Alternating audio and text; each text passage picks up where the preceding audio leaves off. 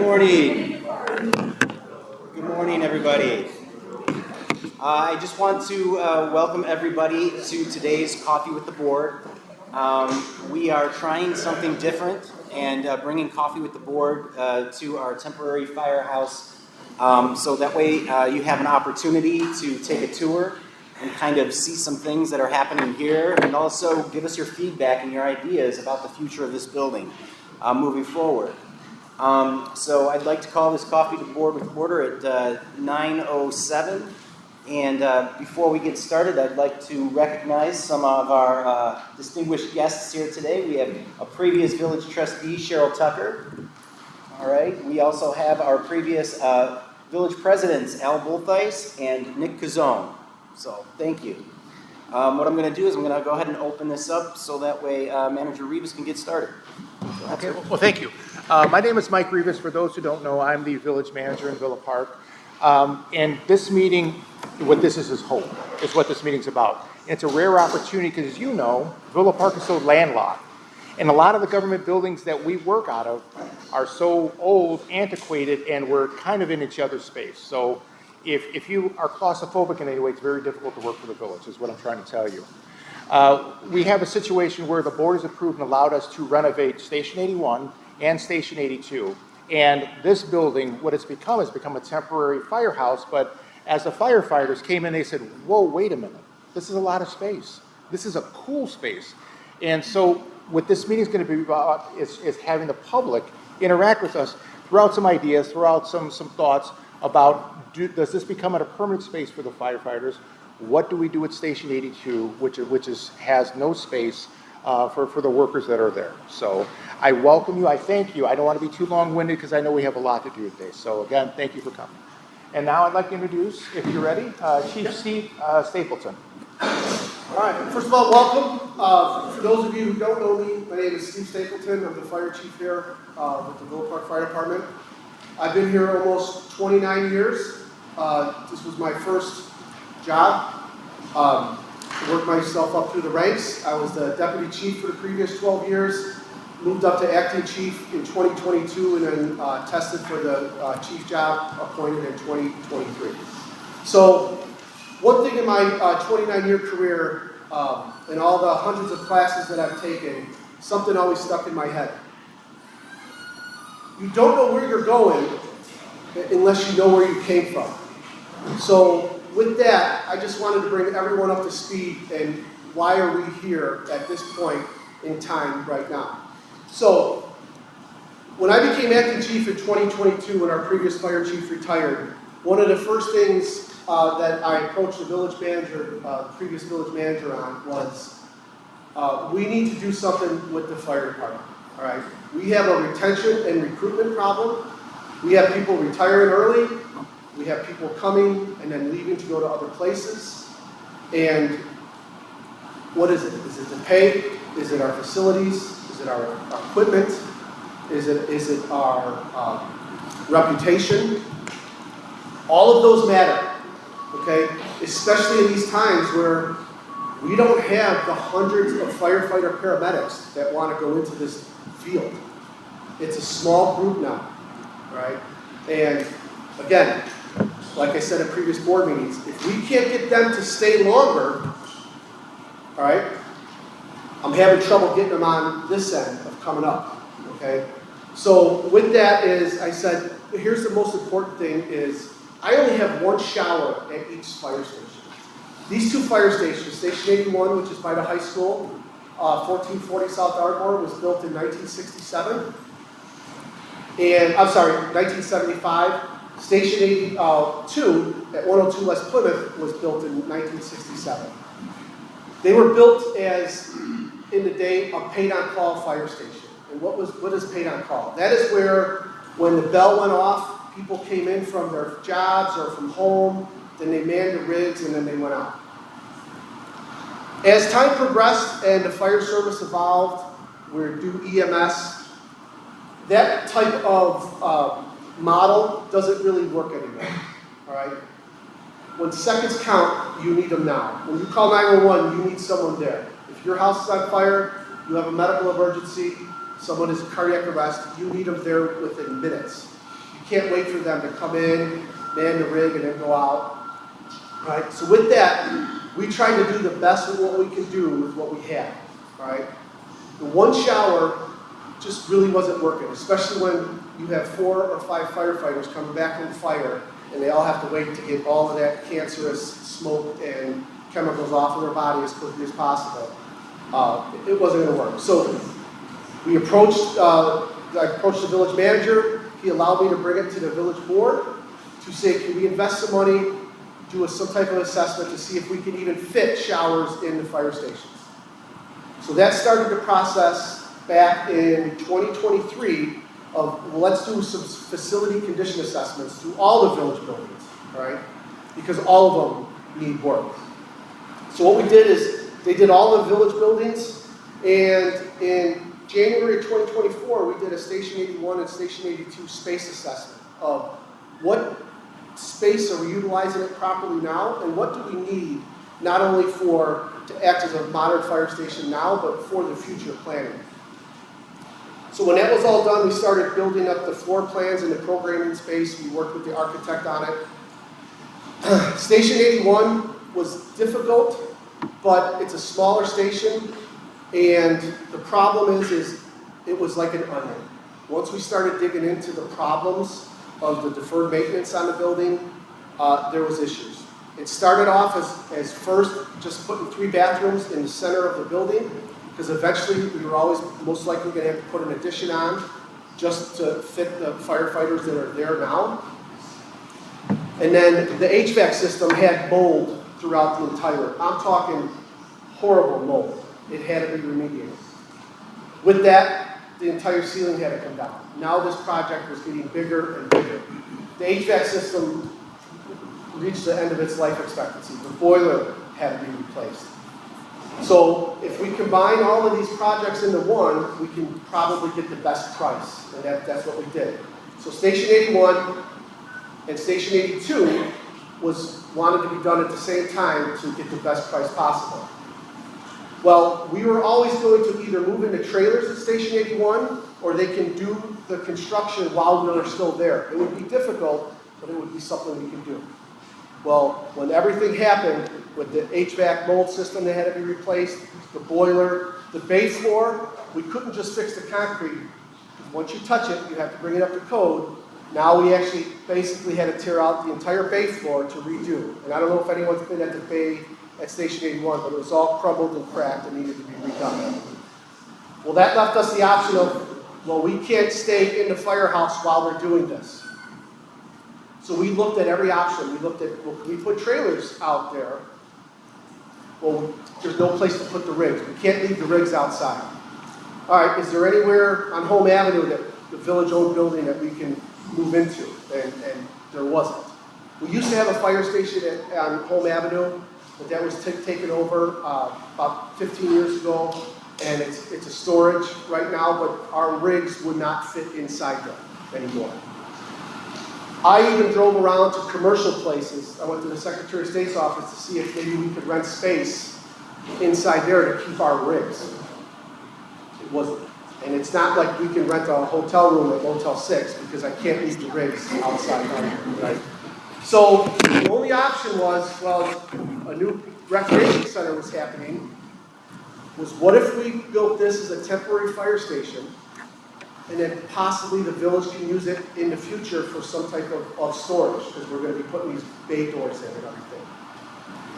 I did not think of it as a replacement of Station 82 just yet. And I want to get you to where that point is, because I want to tell you what my vision is. So with that is, we started the process. Obviously, it had to go out to bid. We had to pick the best bidder, the lowest bidder, brought it back to the board. This is how much it's going to cost. We'll budget the money for it. Station 82, I'll say it, I was not happy on how the layout was going to work. Because the only place to actually put a shower, and technically we need 3, but they could only fit 2, was in the basement. Well, if you've ever been to Station 82, and hopefully at the end we're going to take a field trip, so we got the bus out here, to show you how small Station 82 actually is, right? So I'm like, it's not gonna work. The basement, number one, floods as it is because of the exterior stairwell. And in order to rectify that, you're talking a lot of money. Not only that, but once you touch it, you gotta bring it up to code. Now we might have to dig out around the entire foundation and do proper drainage. And now you're talking millions of dollars for something that is landlocked and we cannot expand onto it. So why don't we just put a pause on Station 82 for now? Let's concentrate on this and Station 81. So that's what we did. So we did the modifications to here to make it a temporary fire station. We put a temporary shower in the bathroom. Again, it's only one shower, but again, it's a temporary building. They blew out this east wall and put these garage doors in. They did the floor. They put some drains in, obviously up to code. We used the same kitchen. We built some drywall walls for a bunk room. We have a day room in here. And we also moved fire department administration out of Station 81 to here. All the offices were already set up. So once they were complete with this, we moved out of Station 81 and moved into here. And that's what they're doing right now is Station 81. Now, I am not a social media guy, but just to set the record straight, all right, we've been planning this for years. And if anyone knows anything about me, I'm a very meticulous type of person, and I like to plan for A, B, C, D, E, and G, all right? We thought of everything, all right? The best option was to move here. Yes, that's 2 fire stations north of the railroad tracks. I understand that, but there was nowhere else to go. And what we did in place is we have, again, York Center Fire Department responding to every call south of the railroad tracks. And if we clear the tracks and we're closer, we can call them off, all right? We help each other out all the time. We did the same thing with Elmhurst when the bridge was closed. We responded over to their portion of town on every call. And so far, it's working out great. Again, it's a temporary solution. Once Station 81 is done, this station will move back there, and then we were going to start the construction on Station 82. So that brings me up to my vision. When I walked through those doors right there and saw this bay floor and these doors, I said, you know what? This might work. This might work. And I got to give the manager credit because he told me before, it's like, I think once you move in, I don't think you're going to get these guys to move out of here. I said, no, I think they will. Right? It ended up he was right, all right? And then I had an epiphany, and I started looking into it, all right? I'm like, what if, instead of spending $1 million on Station 82 to put a shower in the basement, and then obviously the bay floor needs to be redone because what we have is we have a back pitch drain, so the concrete floor is all corroded off, and the water in the back drain doesn't drain, so it smells moldy out there. It needs to be fixed. The doors need to be replaced, and if you're going to replace the doors, then you have to put a vestibule out there. So the price tag right now is around $800,000 to put a shower in the basement and do the bay floor and the front apron and fix that post that's actually corroded. I think the only thing holding it up is memory, but it's not a load bearing. It used to be one solid door. But I asked the manager, I said, what if instead of investing that money into that, we put it into here and let's see, what would it take to make this a permanent Station 82? And with that, looking for a 20, 30-year plan, is what if Fire Department Administration moved out of Station 81 and just stayed here? Now I just freed up all of that space for the bunk room space that I need, and it saves the village $5 million that they don't have to put an addition on that building. And now we're set. Minus the bay floor heat that needs to be redone. We're set for another 20, 30 years with that building. And let's see, all of these interior walls here is going to be built around this bay floor. All right? This is what the heart of the fire station is. This is what keeps all the apparatus. This doesn't change, but everything out there is not load-bearing walls. All right? The skeleton itself is in good shape. We're going to do a structural assessment to be on the safe side. We are going to see if we can put a second floor. And if we do, what's it going to take to make a second floor on here for future planning? It's not about tomorrow, it's about the future, all right? My goal is to set the fire department up for another 20 to 30 years where we don't have to think about it.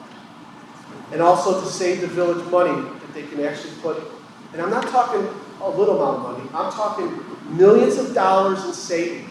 Because the most expensive thing to build a new fire station, which we are going to have to build in the next couple of years, is about $10 to $15 million. And that only is if we own the land. Where do we own the land? We can't really tear down Station 82 and build a new fire station there because there's no parking. We got the water tower, and we got DuPage Water Commission there with other pipes going underneath. There is no way to build on that. And there is no other property the village owns on the north side. But they do own this. And instead of tearing this down, the bones are good. Everything is non-load bearing inside. Why don't we do a design build with an architect and see what it's going to take, right? So if we take down all the interior walls and put up the metal 2x4s and drywall, obviously plumbing, the roof needs to be redone. That's going to be redone anyway. The boiler needs to be replaced, but we're not going to do a boiler. We're going to do the same HVAC split systems we did at Station 81 that are more economical and they're more energy efficient. Okay? And they're modular, which means if one piece breaks, that piece could be replaced. I don't have to replace a $1 million boiler system. All right? Again, I want to think ahead. So with that, you're talking a significant savings because the footprint is here. We don't have to disturb any ground. We're not putting an addition onto this building. All we're doing is remodeling the non-load bearing walls inside. And let's see what it can take to make up Fire Station 82. And then now what we do at Station 82, we can do whatever we want. What do the residents want? Do they want it torn down? Do they want it made a small park? Do they want to maybe put another village department in there? That's not my call. That's what today's discussion is about. But the main point of today is I wanted to explain that this is a possibility that we can do for the future of the fire department and the future of the residents, right? And by us moving out of there and moving admin into here, it frees up space, which we don't have to invest money into the addition. That money can be used, and I'm talking millions of dollars over a 10 to 15-year period that can be put towards other village projects. Everyone I've explained this to, and my door is always welcome, why hasn't someone thought of this sooner? I can't take the credit. I got to give it to the manager. He's the one who said, I don't think you guys are going to leave this place. And he was right. And with the support of President Patrick and the board members that showed up for our swearing in and the incredible staff that I have, we created these vision boards of not only what Station 82 actually looks like, because what I'm asking for is let's not invest another penny into Station 82. Take that $1 million that we have budgeted and put it towards here to see how far and how much it's going to cost to remodel this. And then depending on how much that costs, well then we can do it in phases and phase it over time. You saw the picture out there when they were talking about making this a possible rec center. And then it wouldn't really work. And then there was a question of, well, if it wasn't good enough for a rec center, why is it good enough for a fire department? You know what? That's an excellent question. And let me give you an answer. Because there's two different uses. A rec center is a high occupant load, high space need. Look at the current rec center, the gymnasiums. A fire station is a low occupant load, large, single bay floor, but everything else is smaller space. So that's why, and that's why it will work. Because we don't have to touch the structure of the building. It is all built solid. This building was built in 1963, but we're just talking demo, drywall, plumbing, electric and everything, but there's no ground disturbance. There's no beefing up the foundation. That makes sense, and that's going to save a lot of money. It needs to be done, but I think this is an opportunity we have that this is a possibility to set Villa Park up, like I said, not only the fire department, but the residents we serve for the next 20 to 30 years. And there is substantial savings on the table. If you read the letter that I wrote, you can fact check those numbers. That is a lot of money that could be put elsewhere in the village. All in favor, say aye. Thank you. We're good. Thank you. Appreciate it. Let's go. But what I want to do is, again, I'm open to questions. Now's the time. I don't have a question, I Yes. just have a statement. I want to say that I 1,000% support this idea. If in fact this does happen, I would really love to see the architect work very closely with the firefighters, so that way we could get exactly what you guys need, the way you need it, because you guys know more what it is like living in facilities like this. So I'd like to make sure that you guys are part of that design to make sure that it works for you. Also, an idea just to throw out there for the other location, I'd love to see it turn into an all-kids park. A park an all-kids park, all-accessible kids park.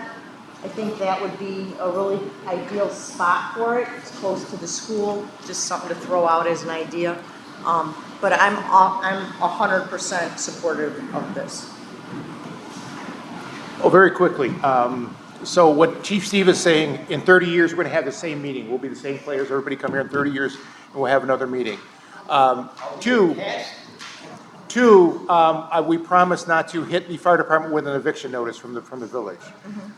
And three, the most important part, and this is where you come in, is we want this to be a shared vision. And so we want to have a conversation with the public. So we're going to open up to comments, questions, and we're going to take everything, we're going to write it all down and see how we can fit this into a shared vision. So any other questions, concerns, please raise your hand and Steve will call on you. Hi, I'm Daryl Kemp, longtime resident, Lombardville Park, and I've seen the growth over the years, and I'm on the build side, so I agree with Steve on the money-saving end of this. Philosophically, on the growth potential, I'm a little different than he is. If anybody's been on the train lately and gone east of here, it's nothing but high-rise after high-rise all the way out to Elmhurst. So with that, I think we need to think a little bigger than what you're thinking and develop the space not for the next 30 years that we can project, but even bigger now, so we don't have to have this conversation 10 years from now. Okay, absolutely. And if I didn't make that clear, this is a lot of space and it's an empty canvas. I've said at a previous board meeting the question was asked is, Chief, what do you need on a daily staffing to run your fire department? Okay? We have been short-staffed forever. It's just the way we run. So we are a 2-station fire department. We run around 3,400 calls a year, which is a busy fire department. We're not as busy as Lombard or Elmhurst, but we also don't have nursing homes, which add probably close to 1,000 calls onto them. But with that, to have 2 engines and 2 ambulances, I need 3 on an engine and 2 on an ambulance. So that's 5 out of each station. So that's a minimum of 10 people a day. Our staffing right now is 8. It's 7 minimum manning is 8, okay? We have authorized staffing level of 27 right now, and we're too short. We're trying to hire 2. So that leaves 9 per day. But how it works is, I don't always get 9 a day. With vacation time, Kelly days, all right, which are work reduction days per the FLSA, and sick, and God forbid injuries, you're not always going to have those 9 people there, because 2 people are allowed off each day on comp time or vacation time. So we did a 10-year statistical analysis, and 10% of the time we'll have those 9 people. All right, 30% of the time we'll have 6 or 7, and then 50% of the time we're at minimum staffing. So that means we run jump companies. So if the engine goes on a call, the ambulance is browned out and it's unstaffed. If the ambulance goes on a call, then the engine is browned out and it's unstaffed, and the lieutenant goes in a car and follows the ambulance. So if you ever wonder why sometimes you call an ambulance and an engine shows up, or sometimes it's an ambulance in a car, it all depends on our staffing for the day. The village realizes this, we're trying to work towards it, but I said, but here's the problem. In order to have 10 minimum a day, I'm going to need 12 firefighters on the roster. But I only have 5 beds at each station. I have nowhere else to put beds, and not to mention the 1 shower, right? So we made these 3 showers at Station 81 with the anticipation if we were ever to put the addition on to the north side of the station, we wouldn't have to tear out those bathrooms, they would stay, because we invested a lot of money into this, right? This is long-term thinking ahead.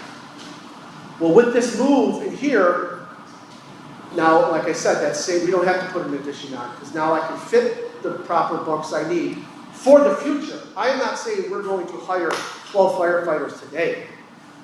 I am saying let's have the capacity, because again, call volume statistically is not going down, it's going up. Okay? So in the future, let's think about having that space. And that's what this place would be. I have the room to put 7 beds in Station 81 in the future, and in here, this would be designed to hold even more for that future expansion, if it ever came to that. But again, a small planning now, a small cost now, is going to save us millions down the road if we have to remodel something we just built. So I hope that answers your question. You're absolutely right. It does, but We want to the look board, also knows that we have 400 luxury units going in.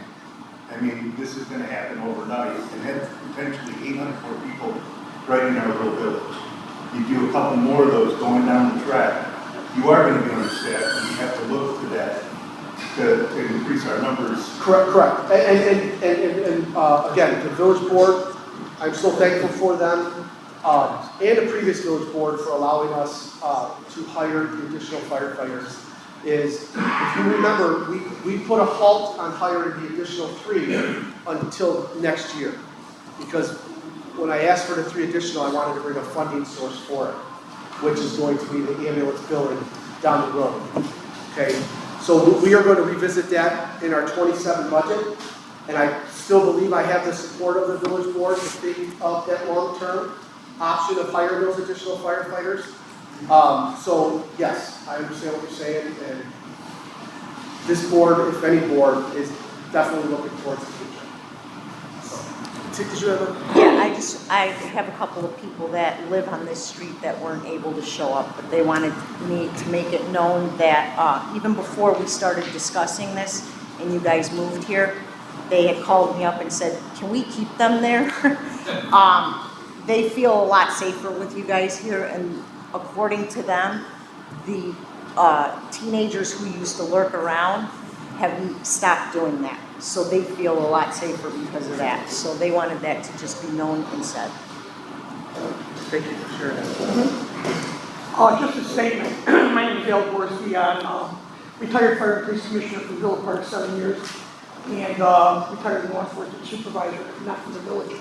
I'm intimately familiar with the 2 firehouses. My father was also a 30-year vet of Oak Park Fire Department, and I can tell you, in the 90s, he worked out of better facilities than we give our professionals here. This is something that is actually really needed. And if you've ever spent any time in a fire department, you would know that. We get great professional service from these gentlemen and ladies. The firehouse is a lifeblood, it's an infrastructure. And they do spend a lot of time in here, not relaxing, working out, taking classes, etc., showering after fires. This, whether here or somewhere else, this is really needed for our village. Why our old departments weren't inspected on a yearly basis, just like Lufkin wasn't, all of a sudden we found we had a major problem, I don't know. But the reality is we really need a better fire department for the people that we entrust in place.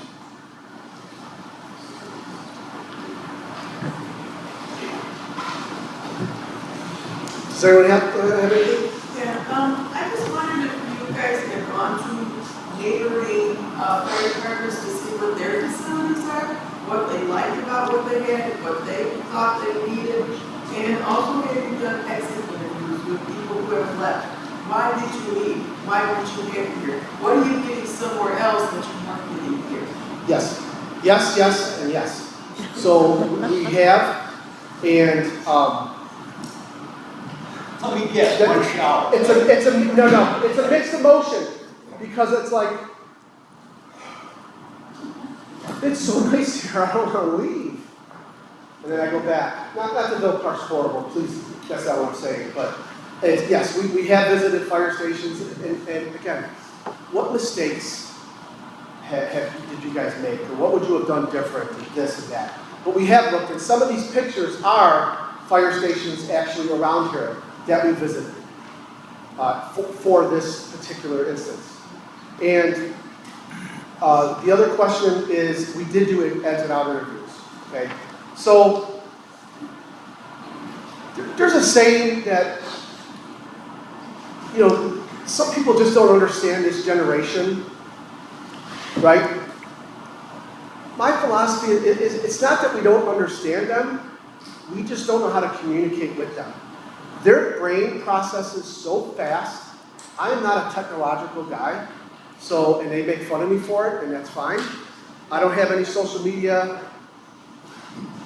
This is my iPad right here, and it never runs out of batteries. I never have to worry about anything, and I'm fine with that, all right? I like to think things out, I like to write things down, and I also like to print it off and read it, rather than read it on a computer screen, right? So with them, they process information so fast. We do. We ask, what you know, why are you leaving? Was it something, you know, different? A lot of it is pay. So we brought, a couple of them were paid. We brought that to the village. They increased our pay for the firefighters. So we took care of that, right? Some of them were facilities. We're trying to work on that. There's nothing we can do about that right now. If they're going to go to another place, they're going to go to another place. The other one was the staffing level concern.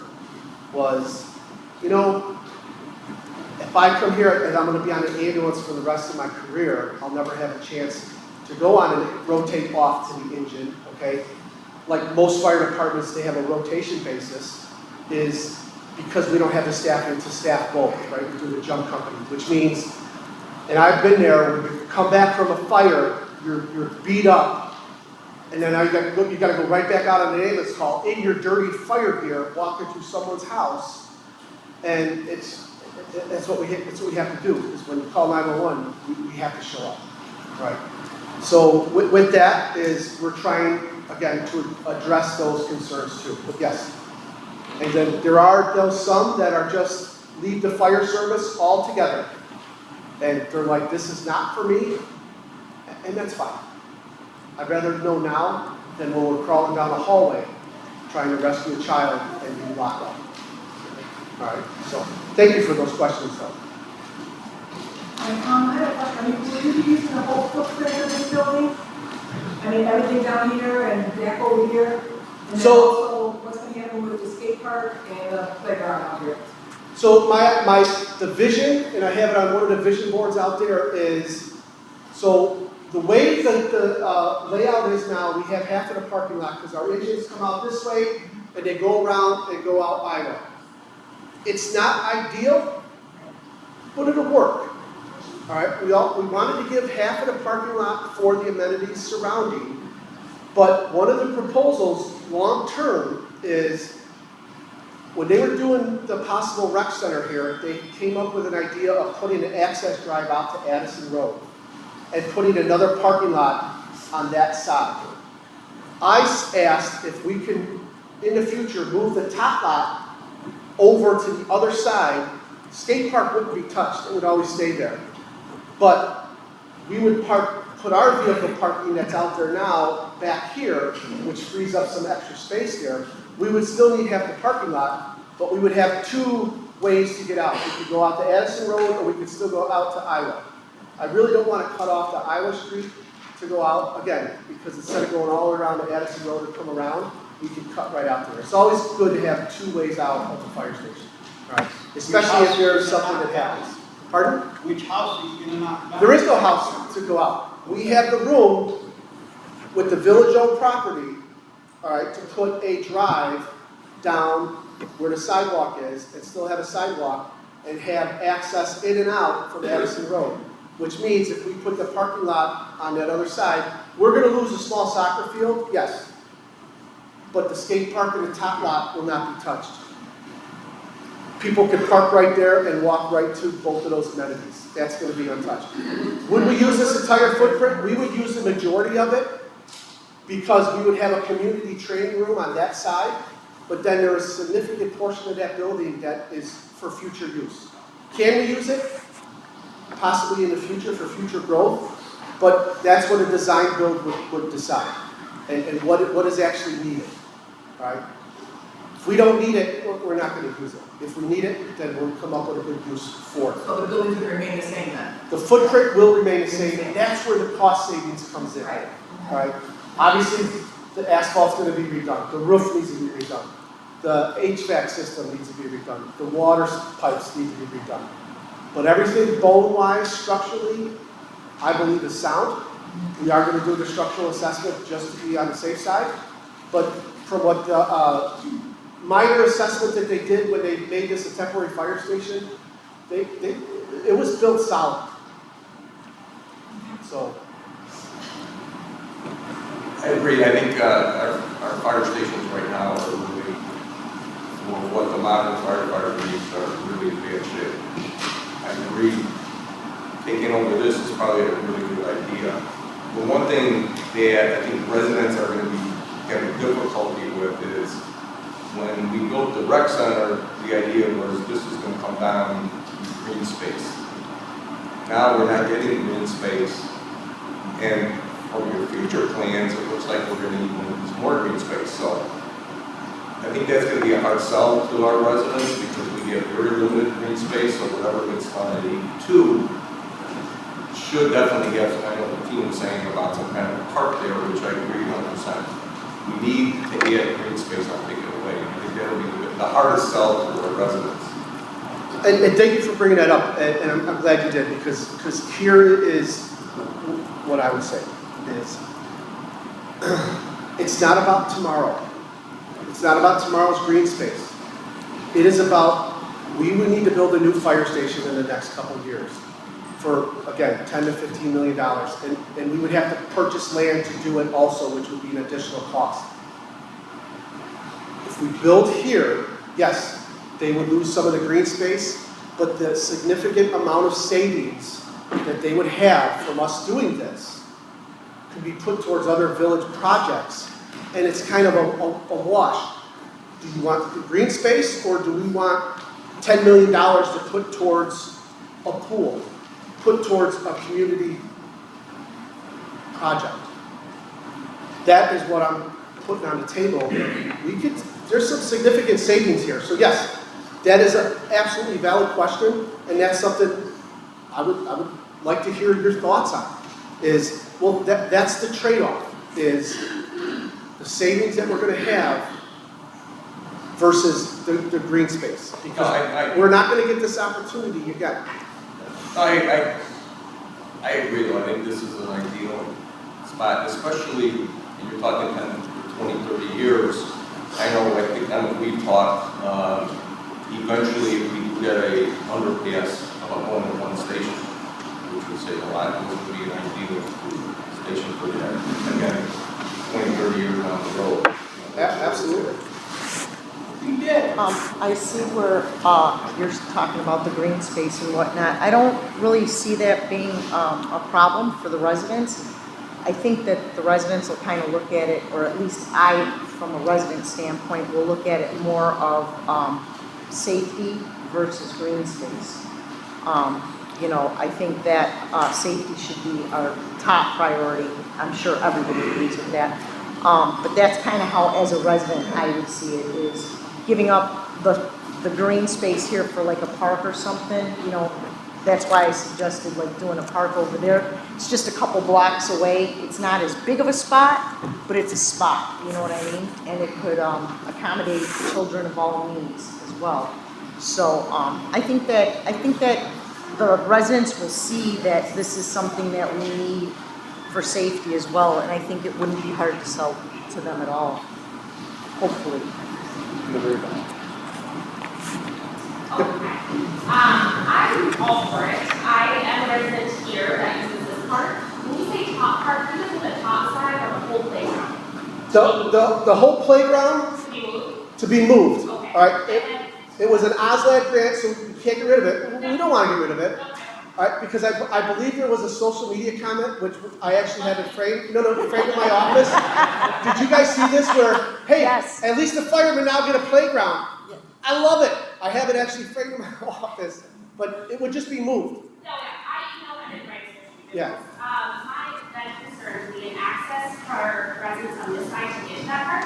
Can we have a path along the train side that maybe goes around the parking lot to get to the park? Yes, yes, Okay. yeah. I don't like the idea of putting it on the other side of Vermont because I have young kids and another one too. I homeschool go home all day, we use the parking lot, and I don't want to go across Vermont, which is busy. That would be an additional. Okay. We're not losing it. This is staying. The only thing that we would propose, and again, the proposal phased in, depending on how much it would cost, is just to move it over to that side. All that access along the tracks, it will still be open. This would just be turned into a parking lot for the firefighters, but they would still have access all in the back for you guys. So then my only other question is, I sent this in an email, I think there's 3 people who emailed me back and said, I'm here to say this, I did. I just want access, because pushing a 6-month-old through the field is like baby shaking syndrome, it's very bumpy. And I just like smooth access to the park that's not through, like, field. You can't really walk through here right now, as it is, I don't know how the parking lot would change. But to get to that side, I want to go all the way around, because I live on this side. So we come to the park, we use the path, we use the side of the parking lot, and now we don't have that access to like the stroller or the scooters to ride from the path to the parking lot to the path or the park. So if we just had on the other side of your fencing, like a path to get to the park on this side, away from this side. Yeah. Away from all the. So we looked into that when we hit here, and the problem with that is we would need to put, and I don't understand it, but this is an engineer mind, that we would have to put a retaining wall because of the slope was over so much of a grade that they would have to step it down, and there was actually not enough space. So, because we need a certain amount of space to get these 40-foot rigs out the door and turn, so it wouldn't work. No, I agree. So we looked into that, but Right now, there's that sidewalk here. Yep. That goes all the way to what's like a pergola type thing, the under the sit Yeah. take a bench, there used to be a picnic bench.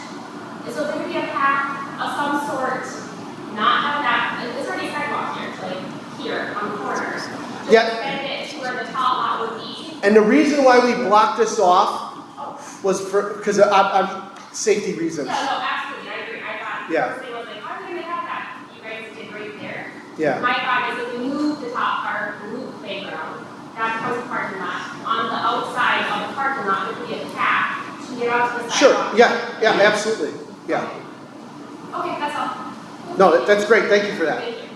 And thanks for letting me get that thing in about the playing on the playground with the Yeah, fire. no, it's I love great, it. thank you. That wasn't set up, by the way. I don't know what you, thank you for coming. I really appreciate it.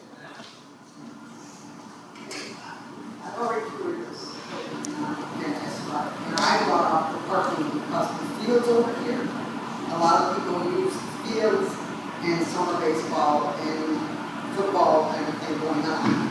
There's no parking. I know a lot of people over the park are going to be upset about that too. And they have brought up working with District 45 to solve that problem of the parking, plus the fact that you have the parking by the swimming pool and the right thing. The other thing is, you were listening to our expansion on the green, I also brought up the green space. They're not talking about putting that path into right way, the highway to Edison right away. So they do have time to figure out green space and the moving of maybe building a parking lot where that small lot is, because I brought that up to we use the soccer field over here. So the board and our village manager has that in their mind, that we need to figure out how to make more green space to satisfy that. Because a lot of people said, we don't have enough fields here, we don't have enough ball fields, we don't have enough this. They're working on it. They've got that in mind, and when something comes up, to figure out how to get more green space in town. But right now, we need to do something here for the fire department. It's a need situation. It's not going to cost us a whole lot of money to do that. And we know that if you tour Fire 82, you also know that's a limited space there, but we can make that green space. For a temporary park, it's some green space, maybe not as big as we want, but it's still some green space. No, I'm all for this. Yeah, it's gonna be phases. It's just an argument that's been Yeah, made. people in the park need to know it's in phases, we're not just zeroing it out all at once. All in favor, say aye. So, when you're talking about the budget, you're saying about $1 million, so if you guys don't have the full budget, what you want to do here currently, to make it what you want it to be, is that what you're saying? So what we have is we have $400,000 budgeted in this current year to start the Station 82 project. We were waiting to start that until 81 is done. These guys move back there and we will move 82 into here and start that. We would put a stop on that and take that budgeted money and spend the $8,500 to get a structural assessment of this building and what would it cost to make it a full-time fire station. Meaning, well, here's all the code references. Do we need a tornado shelter? Do we need, this, that, based on our 2021 codes? With that, then we would do a design build with an architect, which estimated at around $80,000 that we have budgeted for this. Then it would come back to the village board. Well, the $80,000 to do a design build would go to the board, but then it would come back and say, this is how much it would cost to do a fire station. Can we proceed? How are we going to pay for it? How are we going to break it up? And then, so I said, if it's too much, then we break it up. But I don't have an estimate of how much it's going to cost right now. This is why we're slow walking this. We want to be as transparent as possible. That's why if today goes as well as I think it is, and if we get all eyes, then we will move forward with the structural assessment. Once that comes back, then we would move forward with RFQ for finding an architect to do a design build on fire stations, and they're out there. And then we would bring that back to the village board and say, here's what the renderings look like, drawings, this is what's needed. Do we have permission to go forward? So when you were saying that you're only going to use a portion of it, you really only going to use that lane over there, you were saying, when she asked the question. So that wing over there right now, we have it blocked off, right? The reason why we have it blocked off is because a lot of those windows don't lock properly. And in the past, they've had people break in, all right? So it's just an extra step that we have. We try to close them the best we can, lock them, screw them the best we could. So with that would be not the entire portion, but a community training room. If you look at one of the renderings out there, fire departments need like a training room, right? Our training room is a kitchen table, and we really can't train. If anyone here has been through the Citizens Fire Academy at the fire station, you guys know why we don't do it no more, because it was in the we don't even have a training room. So that's where it would be, is like, instead of having a training room just for the fire department, why don't we have a community training room that we could actually rent out and do community CPR trainings, Citizens Fire Academy, and on that side of that portion of the building. And then the other portion of the building would be up to, maybe another village department would move it into that portion. Maybe it would be, You're saying you want whatever to needed. that portion of it, or would that be a portion that you could possibly use for, as you say, not tomorrow, but for the future? Correct. Then you could block off that area, so hallway or whatever, use it for whatever you need in the future, just have a training room. Correct. And that's where an architect would be, oh, you know what, this is what you need. You need this, this, and this. and I don't want to speak out of turn, that's why we hire them to do the design build. Not that we're gonna go forward with it, but hey, how much space do we actually need? Where are we gonna put these, again, 4 individual bathrooms, a bunk room, a proper bunk room for the future expansion if needed, a proper day room, a kitchen, a workout room, have our gear stored, make sure we have a proper space for our equipment, the administration offices in there. That is where we would need how much of this building we would actually use. I'm sorry. I mean, because I'm definitely 100% for this. I mean, not saying that, but it's like, I'd rather see you plan for X future, 20, 30, 50 years down the future, instead of having a apartment building and you move them out, it's not even space yet. So plan for that, rather than trying to bring something else in here, instead of like requiring everything in the Correct. future. Use the space while you have it. Correct. Then, of course, you have extra. I'd rather see empty bunk rooms than With the- having to build bunk rooms later on down the road. That, it's already in the works, and that's what we're actually gonna do. And to Trustee Consados' point is, that was one of the things that we just actually talked about, is if this was gonna move forward, we're gonna have a department-wide meeting. And I'm hoping that maybe the village president could assign me 2 trustees, and hopefully Trustee Consados could be one of them, right? To my cousin Vinny, I love it. She said, you know what, I'll grab a hammer, we'll start knocking down walls tomorrow. It's like, that is the type of village leadership that you want on your side. And so, if they were gracious enough to allow me 2 trustees, they would be in on that meeting, so they could hear firsthand. It's not me. I'm here Monday through Friday during the day, I come back at night if there's a fire. But it's those ladies and gentlemen right there that are here for 24 hours a day. It's their station, and it's your station. It's not my station, right? So, how do you guys want this built? What do you need? Do you guys want private bathrooms? Do you want a private bunk space, or do you guys just want to help put, have a big camp out on the floor, like they used to do? When I started, it was a wide open bunk room, and when we hired our first female, hey, Chief, I know I'm new, but is there any way we could get like maybe a partition for some privacy, but no money? Well, okay. So I drove up to Office Supply, and I asked them, hey, do you guys have anything you can donate? And they donated some cubicle spaces for us. So we brought that back to the fire. That's how it was set up. And up until 12 years ago, we still used those until we built our own. Our guys said, you know what, we're going to build our own. So, it's a great question. But that's, yes, we are going to think long-term future. And it's not just going to be me planning this. It's going to be all of us. Right? And the residents, too. We want you part of this. Because one of my philosophies as fire chief, and I told you this when I got sworn in, is I'm an open book. Maybe I over-prepare way too much, so I'm told. I think it's a vicious rumor still, but is the more you guys know about what I do, the easier my job is. I love when trustees ask me questions. I'll answer them all day long. My door is always open. Come in. I'll make a cappuccino in my office, right? My wife bought me this nice espresso maker that these guys are sick of me talking about it, but it's like, it's the little things in life that get me through. And I said, listen, as long as I have the pictures of my dogs on the wall and my espresso maker, I'm happy. I'll talk to people all day long. Cheryl Tucker had some excellent questions. Why don't you come and visit? Al Dorsey had some questions. Why don't you come and visit? I want to show you my vision.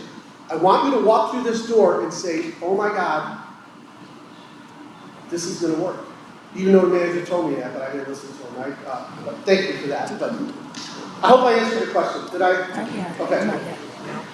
Is this going to be on a referendum to pass, or is this just, it goes right in front of the board and it's yay, nay? No, so I've already inquired about, well, how do we pay for it, right? Well, it depends on how much it's going to actually cost, right?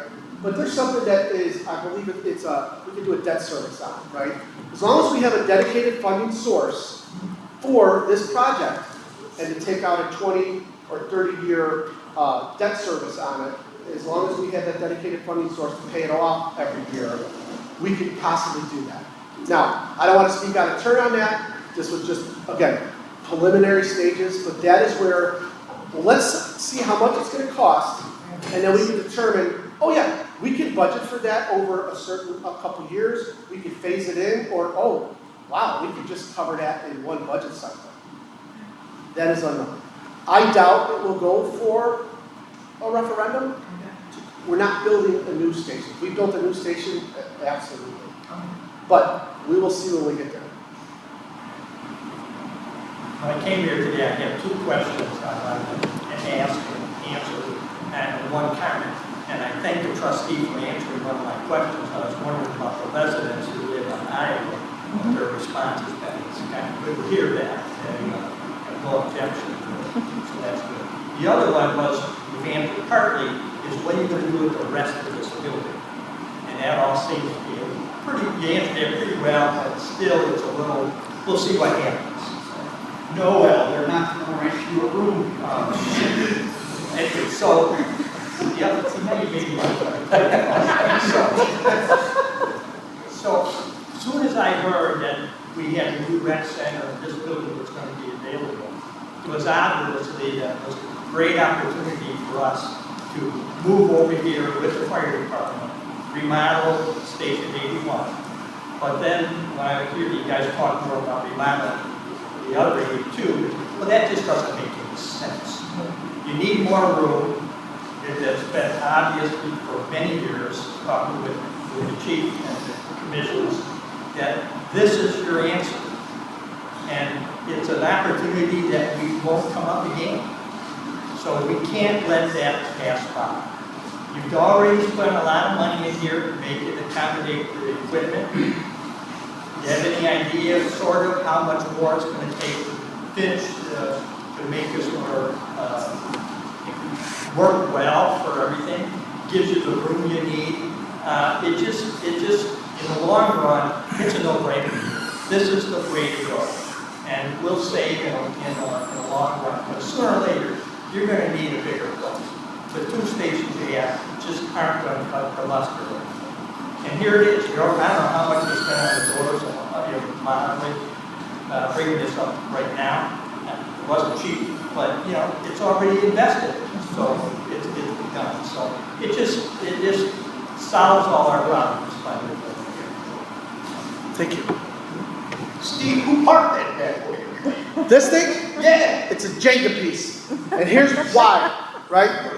We spent a little extra money here to tear out. Do you guys remember that stage that was here? Right? The old wooden stage? Well, what no one knew is there was like 8 inches of concrete under there. So when the demo guys, the construction crew, they spent all week tearing that out, right? So the reason why we tore it out was because this engine was initially going to go to Addison and they were going to babysit it for us, right? Because we didn't have anywhere else in the village to use it, right? But when we took the stage out, now we can keep our reserve equipment in our own town. Again, this is a very expensive piece of equipment. This is an $800,000 fire engine, not to mention that doesn't include the equipment that's on there. And when a full-time rig goes down, we can jump right into it and take that. It's not ideal going all the way to Addison to pick it up. I'm thankful for them. We have a great relationship with our surrounding departments that they would actually house it for us. But we wanted to keep it here. It's not ideal parking there. Once it's there, it's going to break it in case of emergency, break the glass in case of emergency. We're not going to pull this thing in and out every day. And that's why the engine is over there and the ambulance is here. And then our backup ambulance is over there. Once Station 81 is done, the only thing that's going to be housed here is an engine and an ambulance. And then the station cup. That's it. Because these 2 pieces of equipment will go to our 4-station bay down at 81. Now, the question, well, is there any way to maybe put a 4-station bay onto here? There's really not, right? Can't go to the east, can't go to the south, to the north, right? And then now you're disturbing soil and it's just not in the cards, right? So, but that's something down the road. Can we explore that if we need it? Yeah, we could do whatever, right? It's just something where I think Station 81, the Ford Base Station will have all our apparatus, engine ambulance in the car here with the fire department administration here, which frees up Station 81. I think that'll work for the future. We're not a department, I do not think we are going to get 2 engines, 2 ambulances, and a ladder truck. That is not in the cards. We are a 2 station, 2 fire engines, 2 ambulance department, all right? The most important piece of equipment that shows up to your house on fire is the fire engine, right? And that's why I want 2 of them fully staffed at all times, 1 on each side of the tracks. And that's what goal we're working towards. If the village came to me tomorrow and said, Steve, congratulations, hire 9 more firefighters and hire them. I don't have anywhere to put them, and you know how long it's going to take because they're just not out there. We're trying to get them in. It just takes forever to hire, and there's not a lot of them out there, right? We've been trying to fill the 2 remaining vacancies for over a year. Now, Union Station is going to be 7 stories high. Got a hook and ladder that will go up there. So it's a great point, and this is one of the a question that is always being brought up. Okay, it's not a ladder truck that reaches and puts out the fire. Okay, it is building codes, the fire codes, and then it's the fire engine that puts water on the fire as quickly as possible. Okay. So, with the union, yes, we don't have a ladder truck that's going to reach to the top. We have mutual aid ladder trucks coming in, and maybe even some of them, depending on where they sit back from the building, setback, they're not going to reach the roof anyway. But we don't need to, all right? That is one of those urban legends that, we need to get it up there. No, that's why you have building codes, fire codes that we are making sure that they follow, which they are. Fully sprinklered building, all right? With that, it's fire rated. With that, it's going to have standpipes every 200 feet in the stairwells for us to hook our hoses on to put the fires out. And it's going to have the fire alarm system everywhere in place. So you use technology, you use building construction, and you use fire protection devices to help you with that. You don't need the ladder truck. Now, you may have fire chiefs that say, oh my God, I need a $4 million ladder truck for the union. That's not me. That's not an accurate statement. I don't believe that. The village trusts me to be their fire chief to bring them the best information possible so they can make the final decision. And that's what I do. But I also bring them options, B, C, D, E, and G plans, right? So with that, we don't. So, but that is a great question, but now you know, right? We have a question in the back. Yes, sir.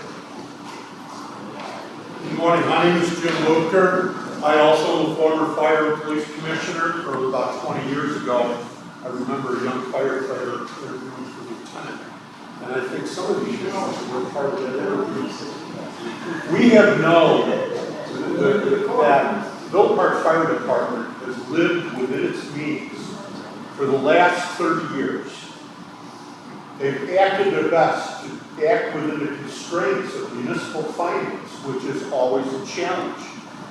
They're short-staffed, they're terribly short on facilities, and the equipment they do their best to keep up on. But we haven't had major facilities work done for over 30 years. We're addressing our schools. We're addressing other buildings. We're building a new rec center.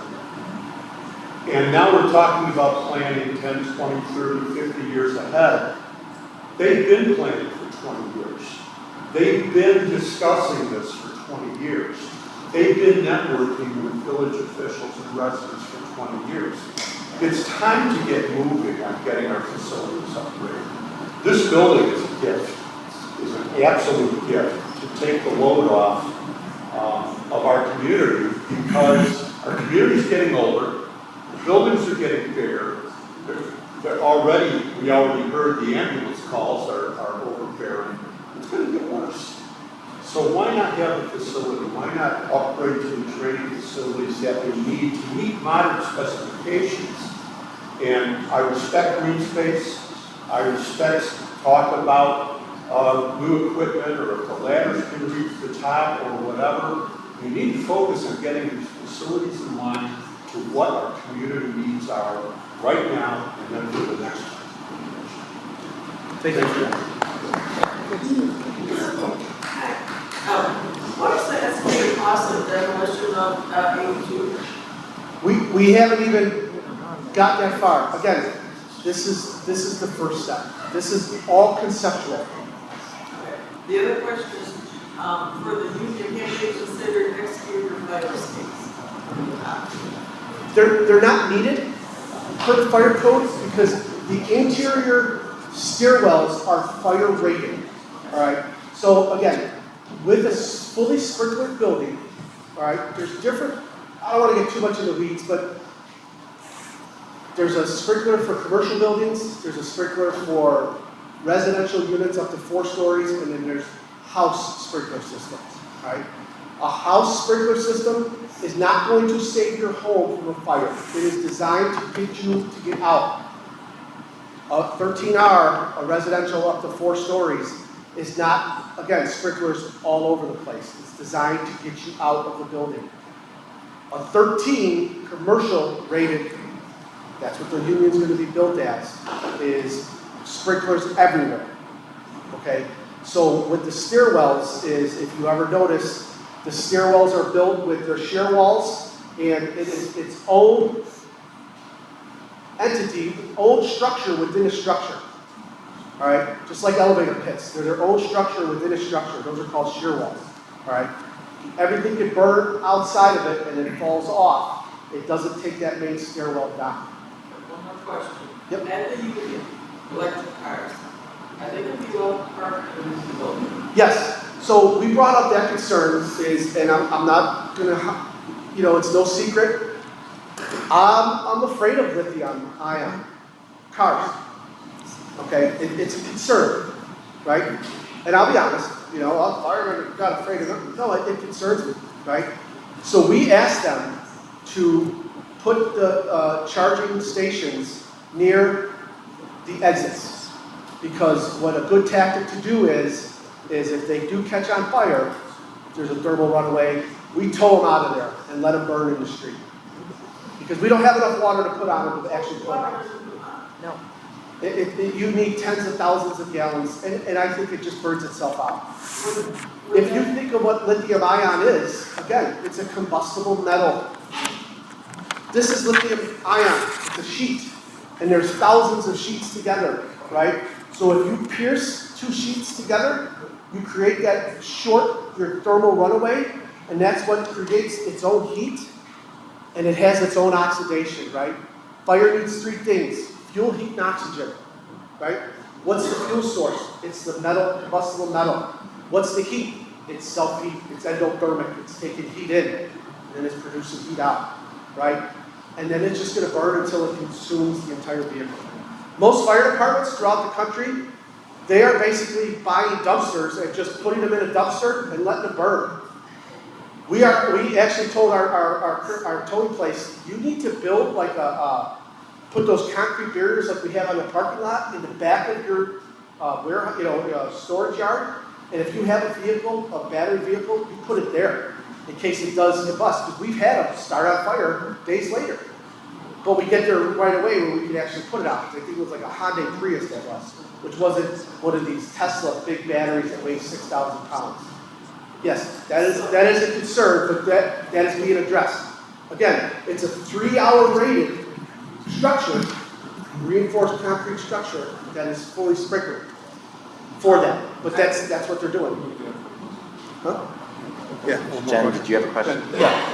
So, I think I was skeptical as you, how well should I would really serve as a temporary, I'm resident as a women's room, someone who used to dance on the stage and make their 12 kinds of meetings, so kudos.